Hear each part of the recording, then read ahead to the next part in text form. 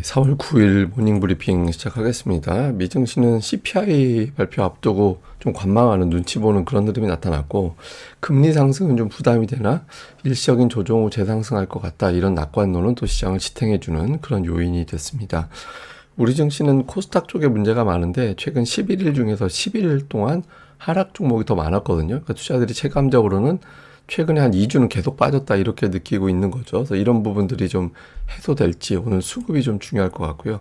그리고 전일 막판에 2차 전지가 크게 하락했다가 이제 반등을 했고, 또 반면에 반도체주는 일부 종목군들이 큰 폭으로 하락했거든요. 좀 변동성이 커지는데 이 커진 변동성이 오늘 장에서는 어떤 형태로 반응을 하는지 좀 지켜봐야겠습니다. 미증시는 오늘 이게 진짜 맞추기도 힘들 텐데, 다우 마이너스 0.03, 나스닥 플러스 0.03, S&P 500 마이너스 0.04, 거의 뭐 제자리로 끝났고, 반면에 중소형주 쪽은 좀 강했습니다. 러셀 2000 지수가 0.5% 정도 올라가서 대형주 쪽은 조금 눈치 보기, 중소형주 쪽은 반등 시도, 이런 형태로 나타났는데, 시장에서는 금리라든가 증시 전망 이런 것들에 대해서 좀 다양하게 의견이 나오고 있습니다. 기본적으로는 연내 3번 인하도 좀 쉽지 않을 것 같다, 그러니까 이런 주장들이 조금씩 올라오고 있거든요. 그렇지만 오늘 같은 경우는 반론도 좀 있었습니다. 예를 들어서 뭐 블랙록에서는 여전히 6월 인하도 가능하다. 그리고 강한 경제, 기업들의 실적, 디스인플레이션 흐름, 이런 것들은 시장을 지탱시켜 줄 거야, 이렇게 좀 방어해 주는 그런 어떤 이제 코멘트를 했고요. JP 모건에서는 7월에 금리를 내릴 것 같다. 당초 6월 주장했었거든요. 근데 7월에 내리고 그다음에 9월, 12월에 내려서 여전히 3번 내릴 거다. 다만 시장만 6월에서 7월로 바뀔 뿐이야, 이렇게 이야기를 했고요. 근데 같은 곳에 다이먼 회장, JP모건 회장이잖아요, 이 사람이. 근데 이 사람은 이제 경제 위험하다, 고물가 고금리 때문에 위험하고, 뭐 또 지정학 리스크도 부담이 돼서 연준의 금리가 8%까지 올라갈지도 모른다. 이 사람 2년 전부터 계속 경기 침체 온다라고 주장을 했는데 아직까지 경기 침체는 안 오죠. 근데 어쨌든 그런 주장을 했고, 그러면서 AI에 대해서는 긍정적으로 평가했습니다. 뭐 전기를 이제 발명하고 인터넷이라든가 이런 것들을 발명한 것 같이 혁신적일 거다. 그리고 AI가 사람의 어떤 취업 방식이라든가 이런 것들도 바꿔버릴 거야, 이런 어떤 코멘트를 했는데, 하여튼 오늘 다이먼 회장의 발언이 굉장히 많이 보도가 됐어요. 근데 이제 경제에 대해서는 위험하다, AI에 대해서는 낙관적이다, 뭐 이런 취지의 내용들이 많이 있었습니다. 그리고 오늘 또 주목받은 게 톱니인데, 톱니가 이제 CPI가 공개되고 나면 증시가 올라갈 거다. 그러니까 1, 2월은 계절적인 특성 때문에 올라갔는데, 아마도 이제 이런 어떤 것들이 반영이 마무리가 되면서 3월부터는 깔끔하게 이제 원래 이제 인플레이션이 어떻게 되는지를 반영할 건데, 자기가 보기에는 인플레이션이 좀 이제 진정될 거라고 보는 것 같아요. 그래서 그 이후에 증시는 다시 올라갈 것이다, 이렇게 주장을 했습니다. 실제 일부에서는 뱅크 오브 아메리칸가 거기에서는 그 CPI를 0.2% 전월 대비 그렇게 예상하고 있거든요. 지난달에 0.4%였잖아요. 자동차 가격 하락한 게 이제 CPI를 좀 낮출 것 같다, 이런 주장이 나오기도 했습니다. 그래서 어쨌든 이런 낙관론들이 좀 나오다 보니까 시장이 밀리지는 않는 그런 이유로 작동을 했고요. 다음에 종목 뉴스 보면 웨트푸시에서 그 마이크로소프트가 실적을 발표하면 AI 성장에 대한 자신감이 강화가 될 거다. 그리고 마이크로소프트 이외에도 뭐 알파벳, 아마존, 메타 등등의 기업들도 AI 성과를 좀 주목을 해야 된다, 이런 주장을 했고요. 그리고 일부에서는 이제 전기차에 대한 어떤 부정적인 분석도 있었거든요. 그러니까 전기차 살 사람들 다 샀다, 그래서 이제 수요가 둔화될 국면인데, 다만 이제 장기적으로는 전기차의 어떤 비중은 계속 커질 거다, 이렇게 주장을 했는데, 오늘 뭐 잠시 후에 보여드리겠습니다만 이제 테슬라는 올랐죠. 로보택시라든가 이런 것들에 대한 일정이 나오면서 전기차는 올랐는데, 어쨌든 그 전기차에 대한 어떤 성장성의 논란은 뭐 계속해서 나타나고 있습니다. 그리고 오늘 키뱅크가 반도체주 목표 주가를 일제히 올렸어요.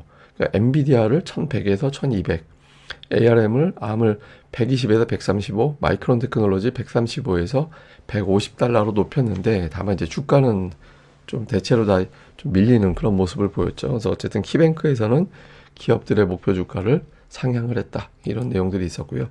그리고 증시 전망이 오늘 웰스파고에서 상향을 했는데 4,600대여서 무려 거의 900포인트를 높였습니다. 그러니까 5,535 가장 높은 수치로 높였는데 뭐 AI 성장 그리고 차입 비용이 완화가 될 것이다라는 게 이제 전망을 높인 이유였고요. 그리고 투자자들 관심이 이제 밸류에서 성장으로 이동을 할 거다. 그러니까 이런 주장을 했습니다. 그리고 UBS에서는 최근의 조정은 지정학 리스크 플러스 금리 인하 지연 때문인데 그럼에도 불구하고 낙관론을 유지한다. 뭐 여기 UBS는 5,400 이야기하고 있죠. 그래서 이런 전망을 했고요. 다음에 기업들의 실적 전망도 어닝 시즌 시작되잖아요. 이제 골드만삭스에서는 상위 10종목이 이제 1분기 실적 32% 증가를 보여줄 거다. 그 중에서 엔비디아가 406%, 아마존 175% 예상을 하는데 반면에 나머지 490 종목은 마이너스 4% 역성장할 거고 어쨌든 이렇게 돼서 전체적으로는 플러스 3% 성장을 예상을 한다 이렇게 주장을 했거든요. 근데 어쨌든 실적은 그냥 미국도 사실은 보면 몇몇 기업들이 멱살 잡아 올리는 그런 격이 되고 있는 거죠. 그래서 골드만삭스도 여전히 일부 기업들이 실적이 좋은 거, 나머지는 안 좋은 거 이렇게 구분이 될 것 같다. 이렇게 이제 주장을 했습니다. 자, 국채금리 오늘 추가적으로 조금 올라갔고요. 반면에 이제 국제유가는 살짝 빠졌습니다. 그러니까 중동에서의 긴장도가 좀 완화가 되면서 살짝 빠지는 그런 모습을 보였죠. 그리고 금리 전망은 6월 금리 이제 인하 전망은 거의 뭐 팽팽해졌습니다. 이제 거의 5대5 비율로 이제 팽팽해지는 그런 모습을 보여서 일단은 이제 6월은 근데 이게 또 안 내린다도 아니잖아요. 내릴 수도 있다라는 전망도 여전히 좀 낮은 건 아니라서 조금 더 시장에서는 이제 조금 더 추이를 좀 봐야 될 것 같다. CPI 이후에 이제 좀 보자 이런 분위기가 만들어진 것 같습니다. 자, 주요 종목으로는 테슬라가 로보택시 공개하고 또 이제 화성에 가고 뭐 AI 인간보다 똑똑한 AI가 뭐 내년도 이내 뭐 출시될 것 같다. 뭐 이런 어떤 주장이 나오면서 테슬라 관련된 뉴스량이 늘어나면서 이제 올라갔고요. 마이크론 테크놀로지는 오늘 그 개장 전에 미증시 개장 전에 그 제품 가격이 올라간다. 그러니까 이런 주장이 있었거든요. 벌써 25% 정도 올라간다라고 이제 뭐 20% 이상 올라간다 이런 주장들이 나오면서 주가가 올라갔었는데 이게 아마도 회사 쪽에서 확인을 안 해준 게 아닌가. 그래서 결과적으로는 주가는 약보합으로 끝났거든요. 그래서 어쨌든 이런 뉴스들이 좀 있었습니다. 우리 증시는 이제 코스닥이 고민이 좀 되죠. 최근에 보면 하락한 종목 수가 많은 날이 이제 일방적이죠. 최근 11일 중에서 지수는 그 사이에 4번 정도 올라갔지만 지수가 올라가는 동안에도 하락 종목 수는 더 많았었거든요. 그래서 최근에 11일 중에서 10거래일 동안 거의 90% 이상은 하락이 더 많은 그런 형태가 나타나고 있죠. 특히 최근에 기관들이 5일 매도했잖아요.